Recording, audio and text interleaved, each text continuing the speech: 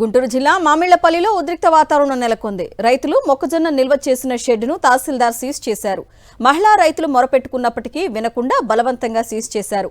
తహసీల్దార్ కారును రైతులు అడ్డుకున్నారు. పెద్ద ఎత్తున పోలీసులు మోహరించి రైతులను బలవంతంగా పక్కకు నెట్టి తహసీల్దార్ కారును అక్కడి నుండి పంపించారు. అధికారులను అడ్డం పెట్టుకుని ఎమ్మెల్యే ధుళ్లిపాళ్ల నరేంద్ర తమను వేధిస్తున్నారని రైతులు ఆగ్రహం వ్యక్తం చేశారు. వారం క్రితం మొక్కజొన్న షెడ్డుపై ధుళ్లిపాళ్ల అనుచరులు దాడి చేశారు.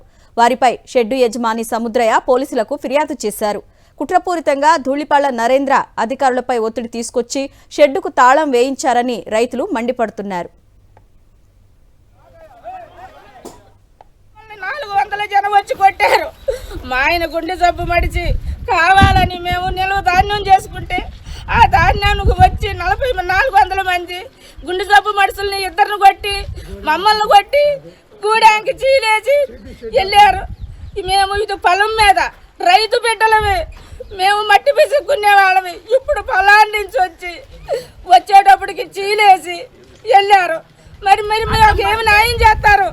4 రోజుల నుంచి ఈ రకంగా మమ్మల్ని ఏదిచ్చి ఈ రకంగా పెట్టి అసలు ఏమి చూసి దీనికి చీలేసిపోయాడు మాకు చెప్పాలండి. ఇది రైతులదా లేకపోతే మురళీకృష్ణ గారిదా? ఇది మురళీకృష్ణ గారిదా అని ఏమైనా ప్రూవ్ చేశాడా?